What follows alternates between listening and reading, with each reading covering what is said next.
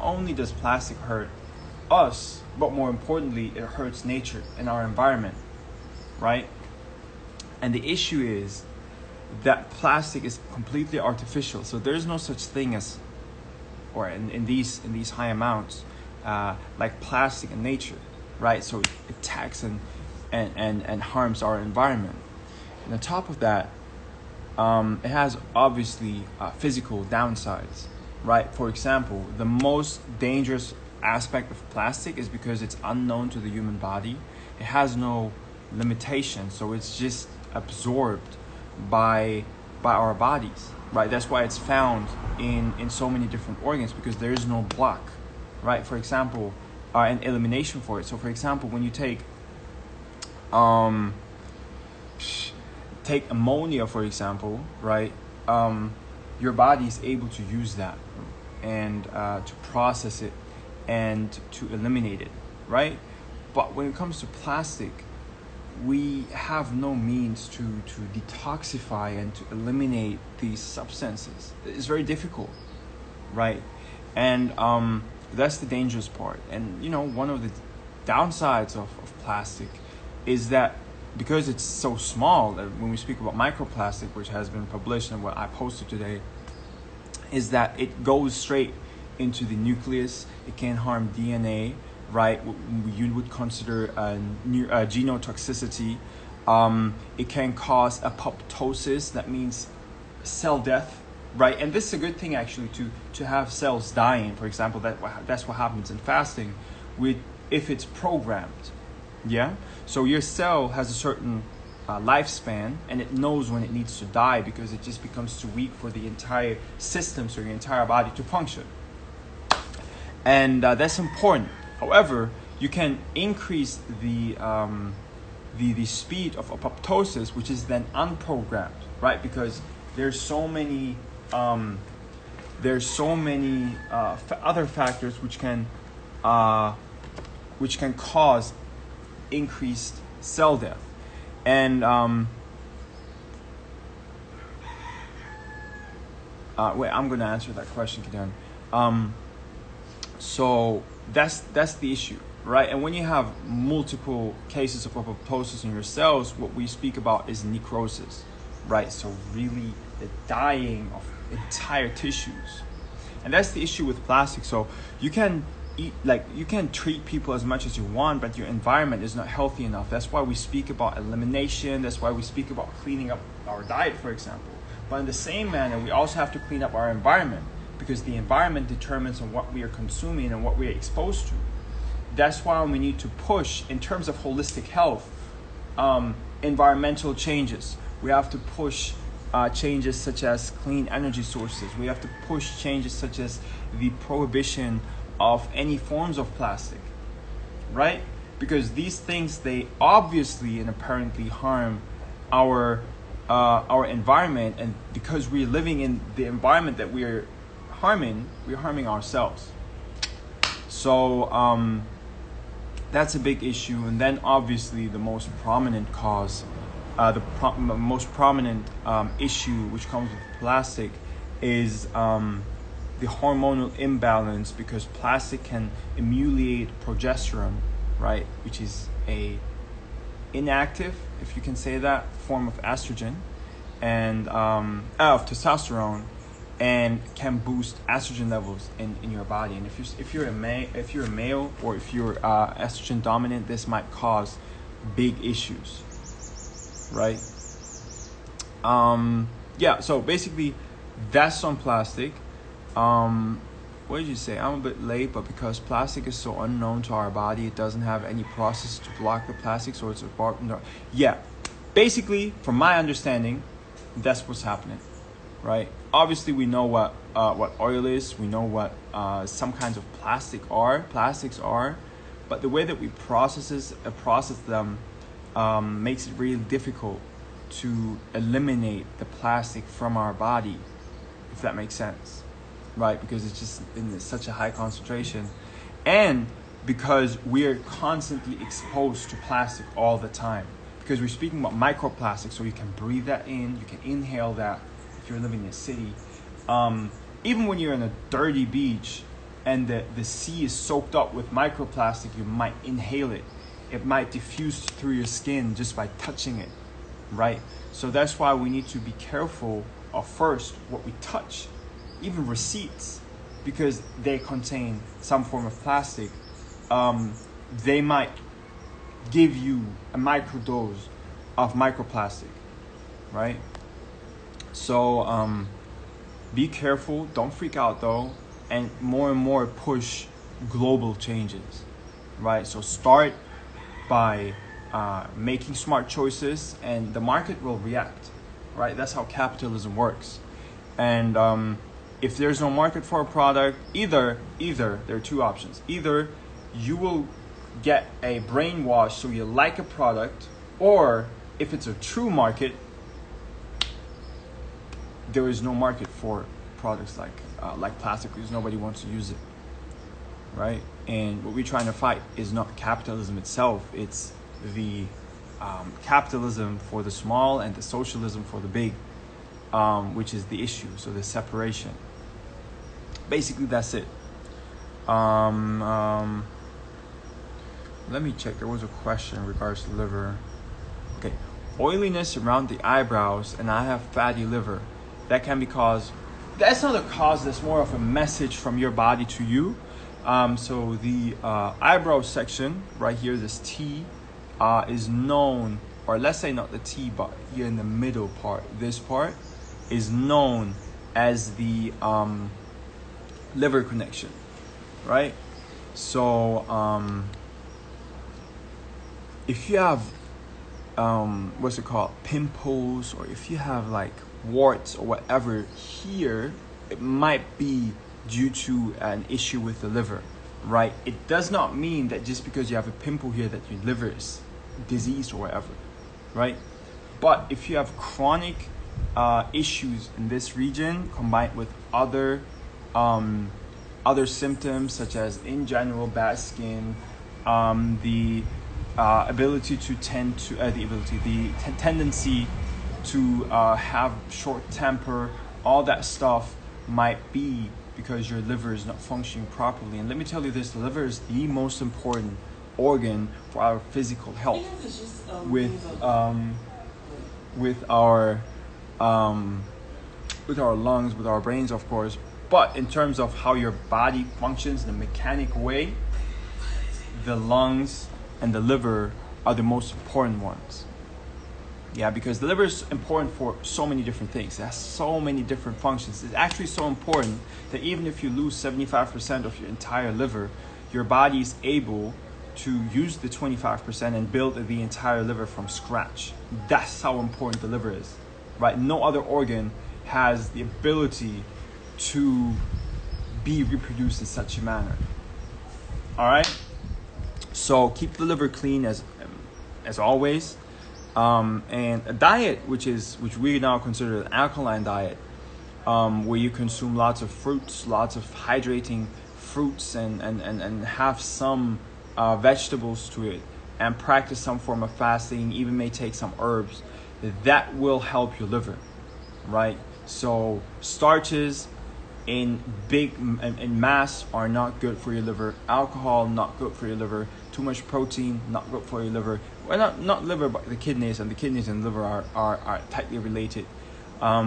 So your body just has to deal with less toxicity, and that's good, right? And that's how you want your liver to function, because ultimately you have to think about your liver has a certain capacity, and if you pump yourself with toxins, your liver has to, filter as much as possible. And if you stop filtering, or if your workload is too high, some toxins may leave, some toxins may not be filtered, and your body has to deal with all these environmental stressors. So that's not good. So keeping the liver clean with a proper diet, with herbs, with fasting is major key. Is a major key. And most of my clients know that I like to work with herbs that start with the liver, especially if you're in the beginning of your transition and your transformation, right? Because the liver is just such an important organ for your mental well-being.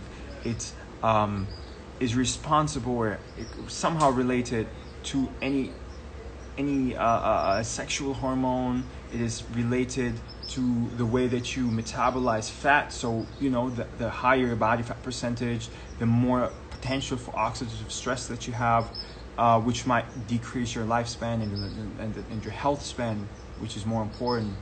Then your liver is important in transforming glucose into fat into sugar. It's important to break down protein and protein residues. It's just, a very, very important organ. And the fitter and sharper your liver is, the better you feel. So focus on the liver if you want to change your health, and everything else will come along. That's the first step. If you're coming, again, this is a generalization, doesn't mean that this is the right way for you, but for the majority of people who are coming from a diet that I went through, all these Nutella breads and stuff, and Oreos and whatever, and drinking, you should target the liver first, definitely. How do you use herbs? So in general, there are two types of herbs, or two ways to use herbs. Actually, three. Number one, you have roots and barks, which are really hard. You cannot really chew them or whatever. So you need to process them. And the processing is as the following. You put them in cold water and then boil the water.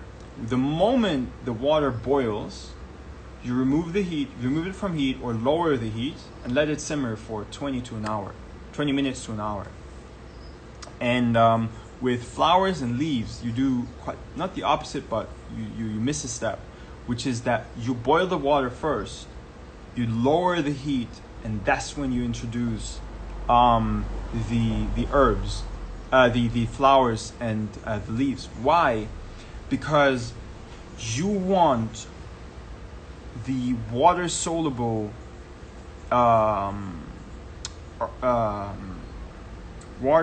antioxidants, flavonoids, that kind of stuff out of the leaf or the flower, which might evaporate if you would cook it for too long. Okay, that's why you have the separation. Whereas the roots and the barks from a tree, they're not as much as a water soluble thing, which might evaporate, so you leave it in the water. And on top of that, because it's so hard and it's so hard to get the minerals that you want out of these barks and roots, you need to process it for a longer time. That's all that happens. And that's why it's important to distinguish between these two forms, right? And of course, if you need a stronger herb, you get a tincture, an alcohol tincture, which of course is alcohol, which is not perfect, but for in certain cases it might be beneficial because the concentration of the herb is so concentrated in tinctures that you might want to use that, right? However, I wouldn't recommend using tinctures for the general, like only in certain points, right? Very, very specific, because you most of the time you get the benefit from the plant by drinking the herbal tea or herbal decoction instead of using the alcohol-based tincture. Yeah. All right. Do you have more questions? Yo. Let me go through the set. Mira, shout out to you. Go talk. As always.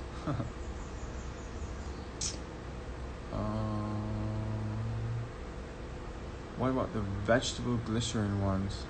What you talking about? What do you mean with vegetable glycerin? You mean the capsules? No, absolutely no. I'm not a fan of capsules at all. Like, obviously there are certain times, again, same with the tinctures, where the capsules might be beneficial, but you got to think like that. When you ingest the capsules, you're ingesting something which is not good for your body, right? It is not natural at all, right? Same with the tincture. You don't want to have capsules in your life, or you don't want to have alcohol in your life if you want to live a really fully healthy and vibrational, high frequency life. Oh, you mean some tinctures are made with vegetable glycerin? Oh, okay, sorry. Off topic. I don't know, like I usually know the tinctures made out of alcohol, which is the cleanest solution, because I'm not aware of the effects and possible side effects of vegetable glycerin. So I had to check that. I don't know. I honestly just don't know. I haven't even seen vegetable glycerin tinctures, so I have to check that. I don't know.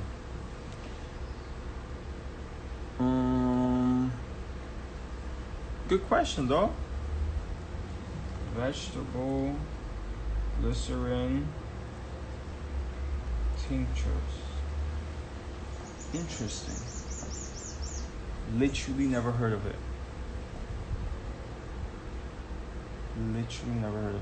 Wow. Okay.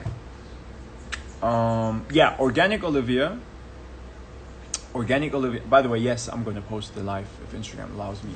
And Organic Olivia makes one of the best products, and you're supporting someone who's genuinely interested in the well-being of people in general. So support her. There are other businesses who sell tinctures as well, which are good, such as House of Umi. Then you can check Dr. Morse's products, which are, because he has such a good reputation, the best on the market. But they're all alcohol based as far as I know. So I've never heard nor seen vegetable glycerin. However, I have to check that. I will probably make a post about it, to be honest, because it's a great question.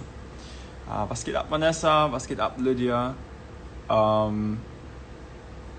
Liebe Grüße aus Barbados.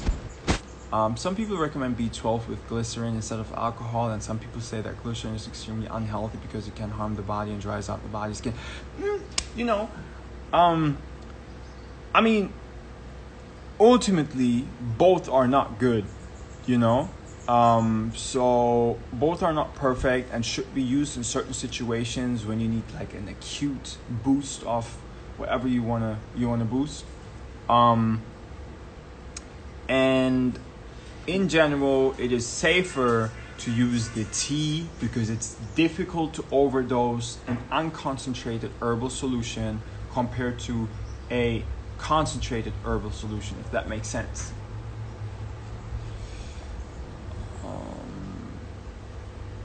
You were saying when making tea, boil the water first and then let the herbs, depending on what it is. Okay, I'm gonna make a post about it, like how to prep herbs, because they're literally just two. You can rewatch it. I answered that earlier. Yeah, and other than that, I'm gonna make a post. You guys creating content easy. Just come in with your questions. I love these. All right, let me check. Some people recommend champion. I'm gonna post this live. All right. Do we have more questions other than that? Duckweed.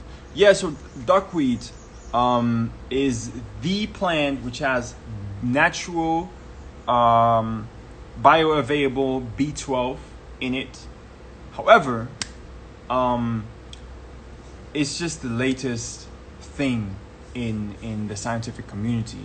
You can get your B12. B12 is not something that comes from air or that animals have, right? So the mainstream media, I'm going to say mainstream media, they try to push this idea that B12 is only found in animal products. But what happens is, because you give supplements to the dairy cows, for example, that's the reason why they have B12 in it, right? How is a dairy cow supposed to have B12 if all they eat is grains?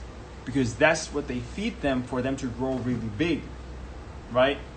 So that's how you get your B12 in animal products. Now you can think of,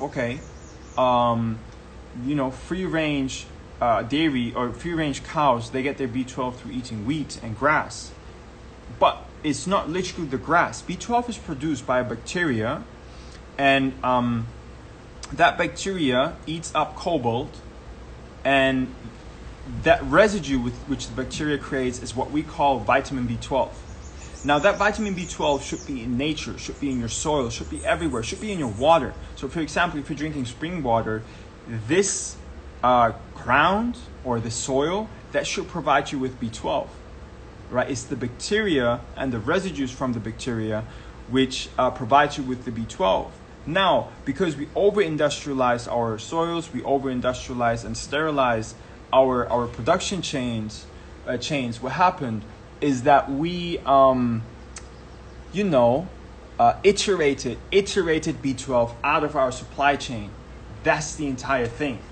Now, if you spend some time in nature, just touch some trees which are untouched, right? Which are very natural, and just rub your face or whatever, you might get B12. It's as easy as that, right? So this whole B12 thing is, in my opinion, absolutely ridiculous. However, obviously you can be deficient of it. But then your body is able to store B12 up to 5 to 7 years, depending on who you are. So if let's say you're 5 years, you're eating a certain way, then somebody tells you you're deficient. You try some natural things, you don't figure it out, just take a supplement then. Or go to somewhere where you can increase your B12 levels. Because once you're sufficient in your B12, guess what's going to happen? Your body's going to store the B12, and then you'll be good for the next years again. Maybe not 7 years, maybe a little shorter, but who cares, right? And you're not going to run sick because you're deficient in one vitamin. That's not as important. What's more important is that you consume natural things, because once you consume nature, you're good, because nature provides you with everything, right? All we need to do is stop harming nature, stop creating an environment which hurts us, and then you're good. You don't have to worry about your health. I mean, isn't that what we want? Like living in an environment where you can purely focus on intellect, on technological advancements which are going with the flow of nature. Right? Just imagine you don't have to think about your health because your environment is so nice, it's perfect for you, it's suited for you. Guess what? You can focus on so many things, right? You can have more rocket engineers, you can have more environmental engineers, you can have more scientists in general, microbiologists, instead of having all these people who are not efficient in their life. I hope that makes sense. But how is it possible to get B12 without a supplement? Because B12 is produced by a bacteria, it is in our environment. So just by eating a root coming from the soil which has B12 and then eating the root, although root might be difficult because you cook it, and I'm not sure if B12 survives the cooking mechanism. Anyway, let's say you eat a fruit and the bacteria are on the fruit. You get your B12. Let's say the B12, the bacteria is in the water or lives close to the water. You drink the spring water or you bathe in it, you get your B12. That's how you get B12, right? Actually, what's actually funny is that our body produces B12 in our gut, in our large intestine, and it's not researched well enough to say that why we produce that B12 in our gut, because we actually have the bacteria in our own large intestine to have the vitamin B12. Now, the question is, what do we do with that B12, right? Do we use it as some kind of compost or fertilizer for nature the moment when we have to poop, that we give back B12 to nature? I don't know. But it's really interesting, and this whole topic of B12 is going to clear up in the scientific community as well. By my opinion, I'm plant-based, aka strictly vegetarian. Important distinguishment. For how long? For 4.5 years. Almost 5. And I'm not deficient in B12. Okay, sorry. I don't know if I'm deficient in B12 or not, but I don't feel any side effects or any disadvantages of having a B12 deficiency, and it's very difficult to narrow it down to B12. right? For example, if you're anemic, this is for minerals. There's a difference between minerals and vitamins, because vitamins are literally enzymes or proteins which your body needs to get and also needs to produce. But it's easier to do